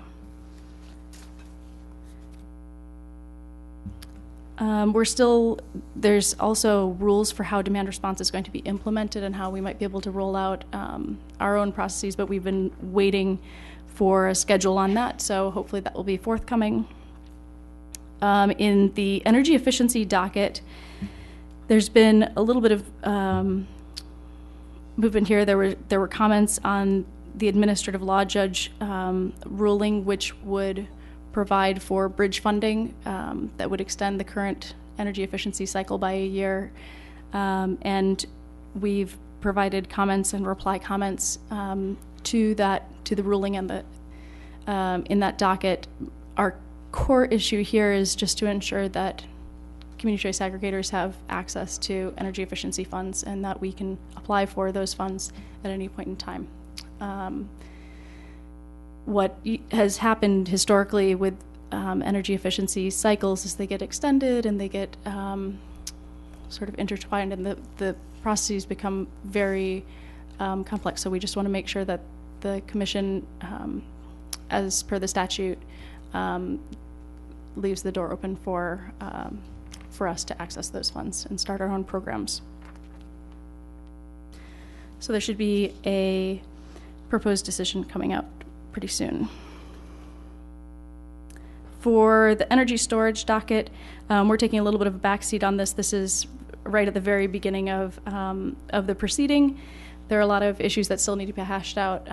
So, to the extent that there are action items coming up that we need to become involved in, we will. But right now, I don't think that our resources are better used on other dockets at this time. Next is on June 1st, PG&E filed their Energy Resource Recovery Account application, and so this is where the PCIA is calculated. We've already done an analysis of their application. We filed a protest. There are a couple of core issues that we're going to be involved in here. And just taking a step back, this is what PCIA does is, and how this is implemented here is it determines how PG&E's above market costs are passed through to our customers. And so a couple of the key issues coming up are, implementation of the new PCIA methodology. We know that there's going to be revisions to the PCIA methodology. We don't know when that decision is going to come out, so we want to ensure that as soon as the Commission has made a decision, that it is implemented in PG&E's era, so our customers benefit from an accurate methodology of calculating above market costs. Any update on when they may make a decision on that? No, we're still waiting on it. It was anticipated to come out in early June, but it's still not here. So, it's hopefully in the works, and we'll be waiting for that impatiently. And then another item that's happening in ERA is how the combined heat and power costs are being passed through. This relates to the CHP settlement that was entered into among the investor-owned utilities and the CHP providers, which happen to pass through additional costs to CCAs and direct access providers. So we believe that the methodology for how they're implementing that is not accurate. So we'll be actively involved in ERA again this year. The next item is the CHP settlement. I actually just touched on this. This relates to certain costs that would be passed through because of the original settlement that was entered into. Well, there has been a new settlement that has come out that is between, among the municipal departing load customers, the investor-owned utilities, and the combined heat and power providers that would modify the original settlement. What the impact of this is it would allow for vintaging of CHP costs rather than CAM treatment. So CAM is sort of a fixed pass-through cost of the resource adequacy costs. And so we believe that the vintaging is a better approach for these facilities. And so we've argued that the same methodology should apply to us as well, And in addition, that there shouldn't be two different methodologies that are applied to similarly situated customers. And so there'll be reply comments on Monday for this docket. And so we'll be, again, waiting for what final decisions might come out of this. There's also a new docket that just opened up, which is for PG&E's smart grid implementation. This is a pretty significant docket insofar as the costs that are involved range between $1.3 billion to $2.05 billion. That is the estimated range. So we'll be looking closely at the cost allocation there and determining whether the costs and benefits are fairly allocated among generation, transmission, and distribution. So that's going to be coming up soon. Protests are going to be due on August 1st, and we'll be looking at this closely. At the Federal Energy Regulatory Commission, there's not, the only news here is that FERC has granted the IOU's application, which relieved the IOUs of certain PURPA obligations related to CHP, and this was as specified in, or as requested in the settlement agreement among the IOUs and the CHP providers. So with that, I think my update is over. If you have any specific questions, I'm happy to field them. Great job, as okay. always. You know, there's actually a quiz later, you guys, particularly the Sonoma folks. And I think there's summer associates in the room as well. So That's be sure to grill your summer associates later. If you need questions, test questions, I'm happy to provide them. Any questions for Beth? No, I just have a series of questions, but I'm gonna wait until the next meeting. Thank you. I mean, that's the exciting part. I wait expectantly for everybody's questions. So. Hey, we got a couple of new acronyms. Okay, I know. We were listening, right? I know.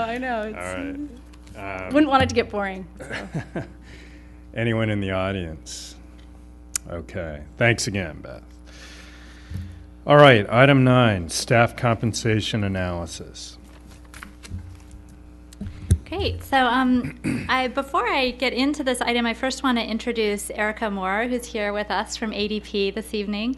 As you know, we've transitioned away from using a third-party provider for employment to having employment happen in-house with MEA, and we've been able to do that due to the great support that ADP offers for human resources. And they've been assisting us with a wide range of things, from payroll to getting an employee handbook put together, to developing job descriptions, and even doing compensation analysis for us that relates to our job description. So that's what we're going to talk about right now, and Erica is here to respond to any questions you may have, specifically on the compensation analysis or anything that's related to that.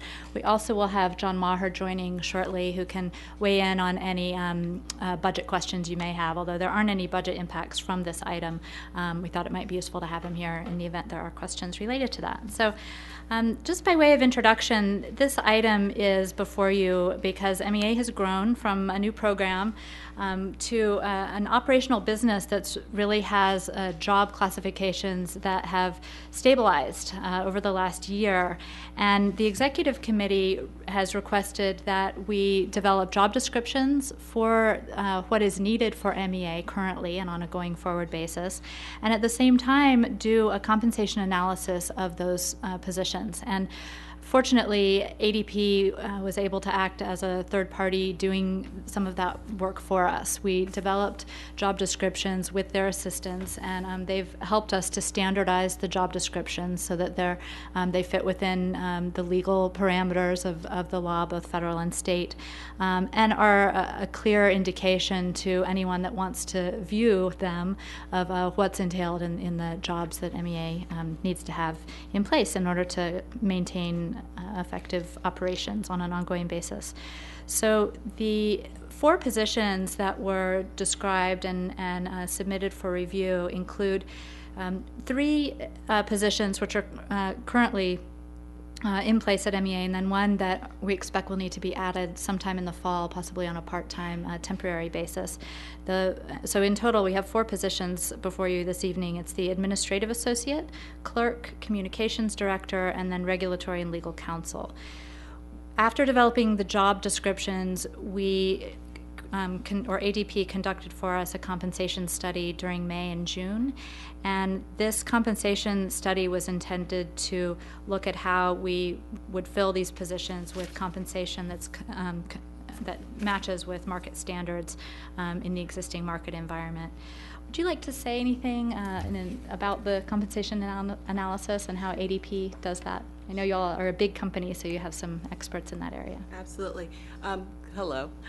We utilize our compensation team. We have a group of folks that run those reports and analysis for us on a nationwide basis. The nice thing about our reports is they're able to drill down to the specific area where the company's located. So the numbers that you see are specific to a zip code ranging around Marin County. So it's not going to be a nationwide, because usually the nationwide results come in slightly lower than California. So this is very specific. And then we also matched it to organization size and then a particular market. So it is pretty drilled down and specific to Marin Energy. In looking at the results of the compensation analysis, I think a couple of things that were helpful to highlight in our executive discussion, because there are a lot of numbers there, and just to break it down and make it easy to understand, there are first of all, the analysis was done absent benefits. So because benefits can range so much and be treated differently at a variety of companies, they were simply taken out of the equation. So the compensation levels that you see in the tables would be without benefits. So the benefits would be in addition to what you see listed there. I think it's also worth explaining what TCC means, because you'll see a couple of different columns there. And TCC refers to total cash compensation. So that's different from the base range. So the TCC includes salary and bonuses, but neither include benefits. So hopefully that helps explain the difference there. The other thing that I think is worth mentioning is that in the compensation analysis, there's a 25% of median and then a 75%. The 25%, of course, would be lower than the mid-range, whereas the 75% would be higher than the mid-range. And in our discussions with the executive committee, it was recommended that we really target the 25th percent for most of these positions. The main reason being, obviously we have always practiced pretty strong fiscal conservatism, and we want to maintain that going forward and make sure that we have ample cushion in our budget. So that's, of course, one reason.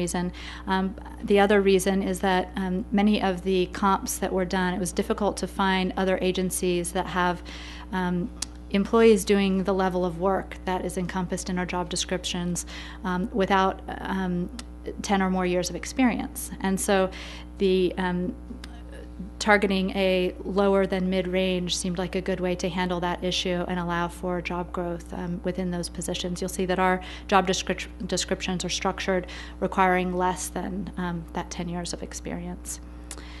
I think I wanted just to highlight again that the job descriptions have been standardized to include information for compliance with the American Disabilities Act and fair labor standards. So those are included, and those will be on file in our office.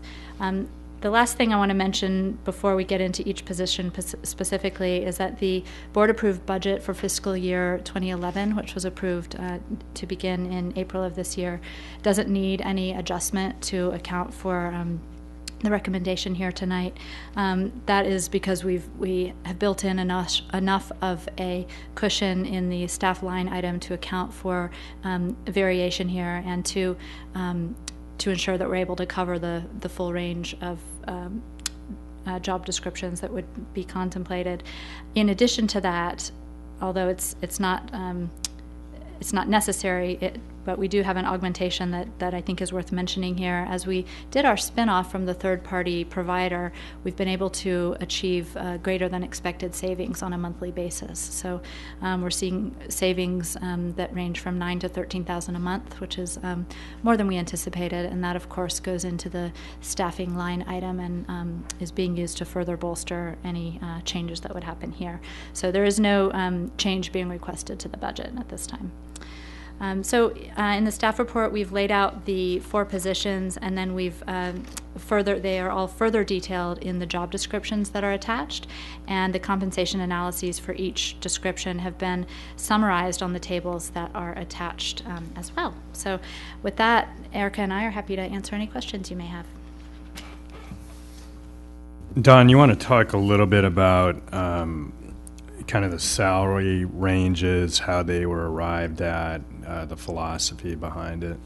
Yeah, the range that was established was, as I stated, we were looking for a lower than mid range to continue to demonstrate fiscal conservatism, and also to allow for folks to fill the position that might not be coming in with as many years of experience as we saw in some of the comps. Also, we wanted to allow a range so that it's not necessary to come back to the board every time that there needs to be a minor adjustment in someone's compensation. I think to back up even further, the request to look at this initially came from some board members who sat on the TAM board and saw the TAM do a compensation study last fall that was very similar to this, to get all of their positions lined up with a compensation range that enabled the TAM board not to have to revisit minor employee adjustments on a regular basis. This allows some flexibility to adjust compensation as needed within the range. The range is set to fit within the board-approved budget, and so there's an opportunity for there to be board input on establishing the positions and setting the range, but then some discretion on a going forward basis that won't require ongoing board deliberations for each employee separately. Any board questions? Tom? Just a technical question from EDP. When you determine a base salary, and then when you arrive at the total compensation, do you simply add a specific percentage, or does that vary between position and? It varies by industry and also by position. It is, again, the reports that we're pulling is part of a larger system that we have various reporting data on. So it's looking at what is the going rate, so to speak, in terms of additional comp in the area, as well as what similar positions. For instance, if we were looking at further down the highway in Silicon Valley and looking at engineers, that jump from compensation, base comp, to total comp would look very, very different for a startup, for instance. Okay. And then a question for Dawn. I guess the discretion between the ranges would be pretty much your discretion, I assume. Yeah. Okay, any other questions? Members of the public? Okay. Barbara, do you have any kind of comments from our XCOM meeting? I guess I just would say that we did have quite a bit of discussion on this, and it was very helpful with the work that ADP did, so that we, did have some ranges and some study work that had been done on that. And as Dawn mentioned, we talked about doing the ranges, so there was some flexibility there. So I think it came forward with quite a bit of analysis, both from ADP and then from the executive committee as well. Yep. Okay, great. Don, we need a motion, I assume? Yep. Okay. Anyone want to do the honors? I'll move that we accept or adopt the proposed job descriptions as presented and adopt the compensation ranges for each position with the exact compensation to be determined by the executive officer within existing board-approved budget and commensurate with experience and performance. Second. All in favor? Aye. Opposed? That matter carries. Item 10, MEA Records Retention Policy. Great. So this item before you relates to how MEA handles its public records. Now, there's a lot of paper and electronic correspondence that comes in and out of the MEA office. And as we've been getting up and running, we have not yet had the opportunity to develop a records retention policy. And with the help of some expertise in Greg's firm with Richards, Watson, Gershon, we were able to really look at what are the main things we need to include in our records retention policy and how should we handle disposal on a going forward basis. So what we've attached here is a draft policy for records retention that really lays out the main categories of records that are considered public records. And there are some state laws that we need to comply with. You'll see, for the most part, most things that are considered a public record cannot be destroyed any earlier than 2 years. And you'll see that in some cases we've extended that, things that we'd like to keep longer. For example, the board-approved budgets we want to keep for 10 years at a minimum. The customer-specific usage information has been set at 5 years, as well as personnel information. And then board agendas and decisions we believe should be kept in perpetuity. And I guess what I mean is the executive committee has recommended that we keep those in perpetuity. And then also the non-disclosure agreements that we have in place with vendors, partners, employees, those we believe need to be kept in perpetuity. So the purpose of this policy is just to provide a lot of clarity and transparency on how we're going to be handling this going forward, to make sure that things aren't destroyed accidentally, and that when we do destroy things that we're doing it according to our policy and there can't be any legal issues after that time. Now, in addition to approving this policy, there's also a requirement, a legal requirement, that we come to your board anytime we actually are going to destroy documents according to this schedule. So this schedule doesn't simply give us the leeway to destroy things, once they hit this threshold. We actually need to come to the board with an action. It typically would go on the consent calendar. We would let you know which category, which record type the public record or records fall into, the time frame that they span. So it could be, 2007 through 2008, or pin it down even more, and then a generic description of what's being destroyed. So you can expect to see that coming up probably on a regular basis on our consent calendar so that we comply with this policy.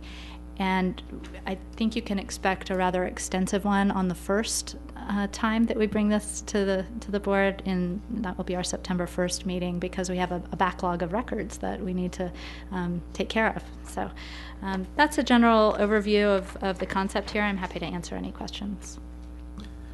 Greg, do you want to weigh in at all? Don has summed it up very well, that this Okay. is something that really does need to be put in place, and this will address a wide range of documents that are in the possession of the MEA. Great. Any questions? I have a question. Are there industry standards that are followed, and you sort of track with those? Yeah, and in this case, we needed to use public agency industry standards.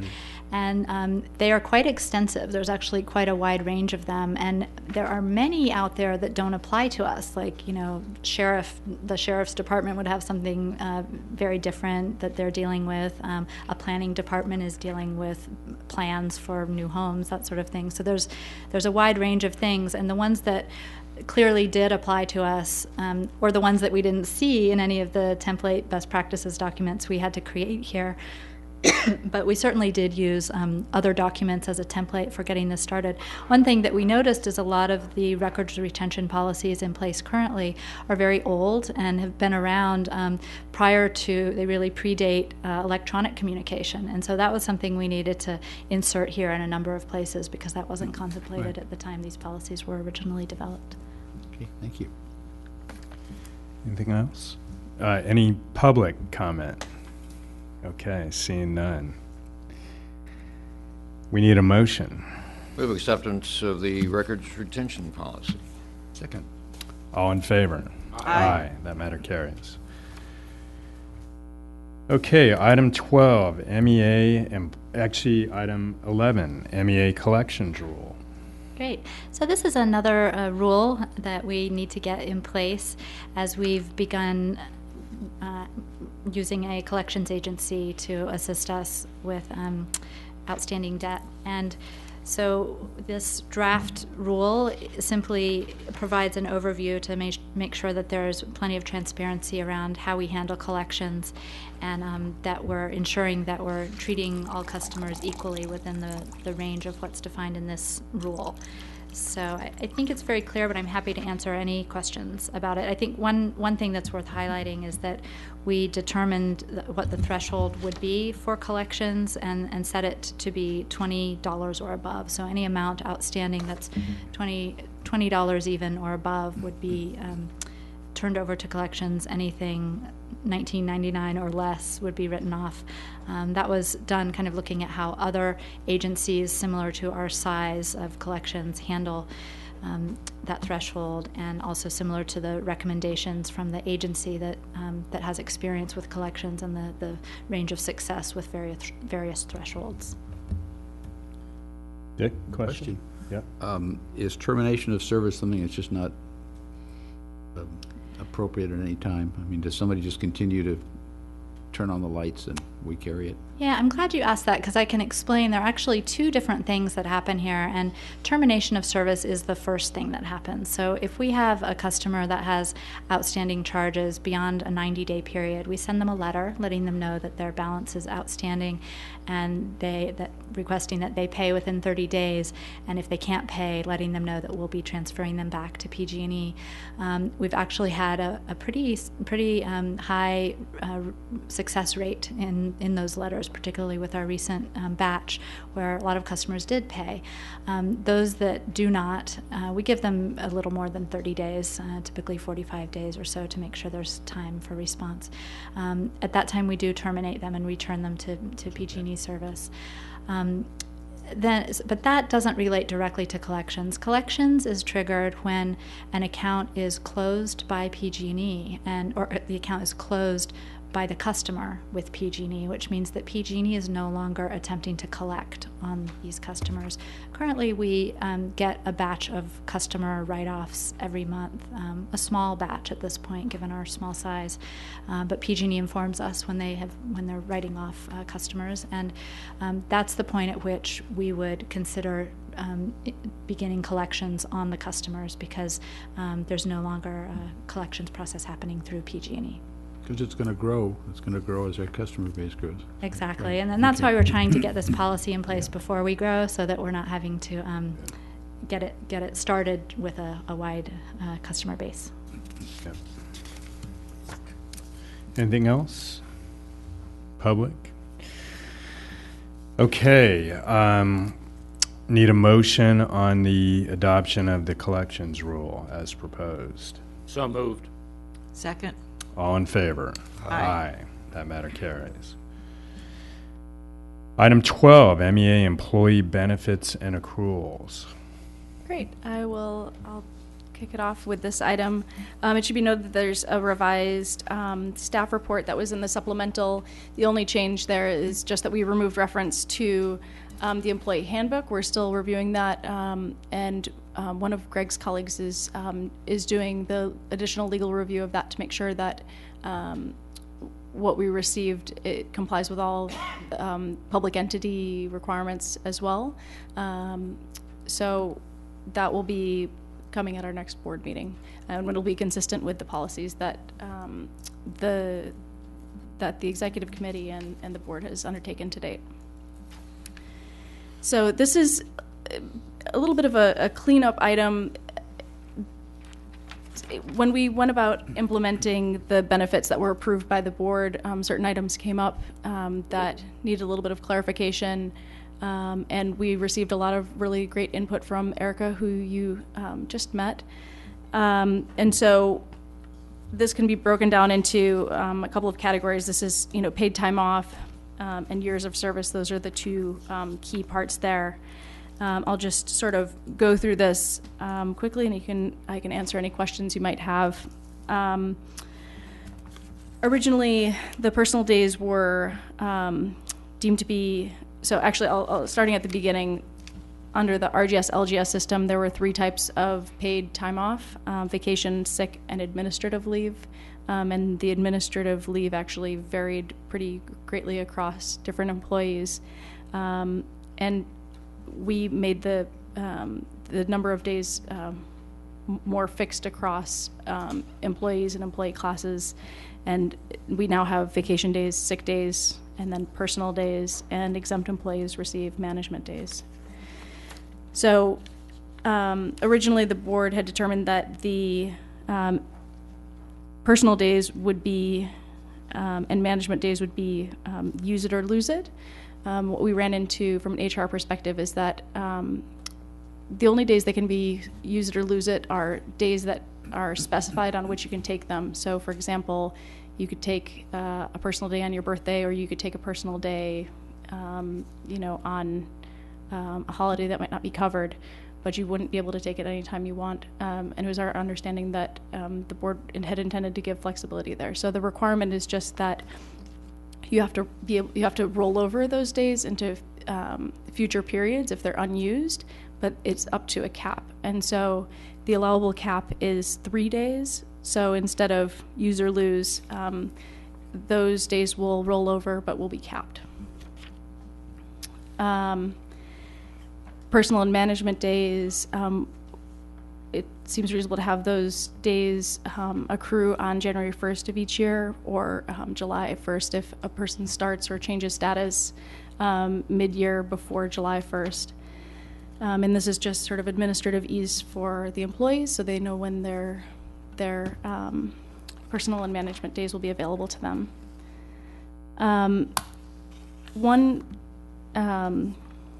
One sort of dollar item here relates to how the transition happened between RGS, LGS, and ourselves. So when our employees ended employment with RGS, LGS, and became MEA employees, RGS, LGS agreed to grant us a credit for the amount of vacation days and sick days that our employees had accrued over time, so that our employees could retain those hours that they had earned during their service with RGS LGS, rather than just starting from scratch and being paid out by RGS LGS. However, in one item, they did not provide us a credit for administrative hours that our employees had accrued, and so it was the recommendation of the executive committee that sort of to retain that continuity, that MEA assume sort of the responsibility for those administrative days, but we haven't been compensated for that. So there are no specific actual costs right now, but there's sort of on an accrued basis. There is a cost of about, I believe it's $5,000 or so. And so it was recommended that we undertake this responsibility so that there would be continuity for the benefits that our employees had accrued over time. And since there's no longer administrative days, the days that had been accrued are allocated to personal days or management days as applicable. In addition, part of the policy would be upon the end of service with MEA, an employee would be able to be paid for their vacation days that they had accrued up to the set cap for the amount of time that they had been serving. However, that sick, personal, and management days would not be paid out at the end of a person's term. So that's sort of the first part about paid time off.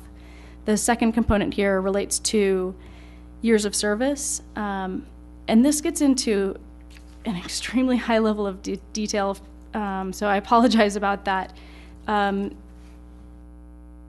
Generally, what we needed to determine was how is an employee's time of service calculated from the time before we were employees of record of MEA. And it's actually not a straightforward question, because people had begun work with the county at various points in time.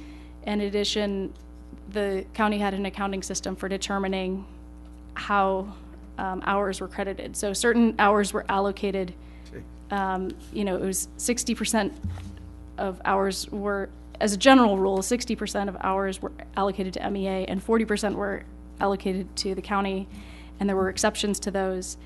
And so what we did was we did an analysis of the SAP data of hours to come up with a methodology that would reflect these allocations that had previously been made. So there's a lot of detail in there, which I won't bore you all with. But generally, we credited, the proposal is to credit time served. The amount of time that was allocated to MEA obviously would be MEA time served.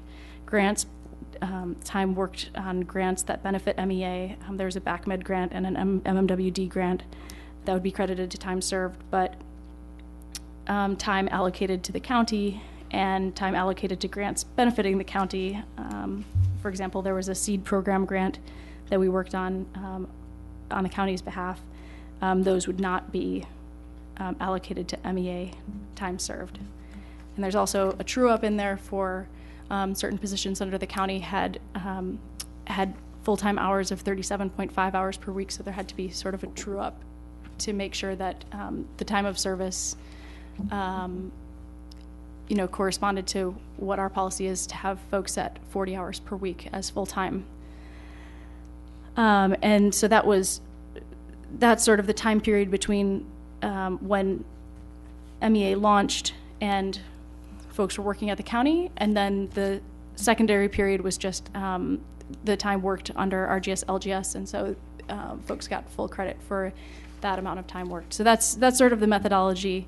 It's a lot of detail, but we just wanted to be transparent about how things are implemented, since it does impact things like vacation triggers and also vesting. So are you looking for, it looks like you're looking for further executive committee guidance according to the there should not be staff report? Are you looking at the updated staff report? We received the executive committee guidance. We received the recommendation. That's what I thought. Yes, So, yes. Yeah, so are you looking at the revised staff report that was in the supplemental? Okay, no. Yeah. Yeah, that was sort of a holdover. I had prepared a draft staff report for the executive committee, and I had received the feedback. That was a error on my part in the first staff report. That got cleaned up in the second one. No problem. So we did already receive that feedback from the executive committee. The executive committee on that specific point did recommend voluntarily undertaking the responsibility for administrative days that staff had accrued over time, and so that was that point of feedback. And so with that, does anybody have questions for how this has been implemented? Feedback? Extremely clear. Extremely clear. I know. Very clear. I have a related question. I think it's related. Sure. When someone does time at the county fair, for example, or any of these other extracurricular and important events, does that play into this list? Is that just like? No, those are. Is there a compensation for that, or is there a day off? For employees who are working at the fair, those are paid hours, and so that does count towards sort of credit towards hours served. So like it's on the 4th of July, for example, that's a holiday. Yeah, but what it really is when you sort of start the time of service, unless if you're taking, unpaid leave of absence or, there's a certain break in your employment, you're just going to receive, if you work for a year, for us, you'll have 1 year of credit. You're not going to, if you work 60 hours a week, you still only get 1 year of credit. If you're working full time, you get 1 year of credit. And so that's just part of the nature of the work is sometimes you work on weekends and sometimes Is it night, early? I get emails in the morning at 6 in the morning. I mean, okay. Dawn. All right, I Dawn is understand. that's a classic So dawn emailing time. I think this doesn't tell the whole story, but it's good. Yeah, yeah. So I mean, so it hasn't reflected. You know, I think that a lot of people have put in a lot of hours over time. You know, with time over with MEA for a much longer period of time than before our formation, and I think that time that that folks have put in is really valued and recognized, but it's not a part of the policy. Yeah. So. Okay. Much appreciated.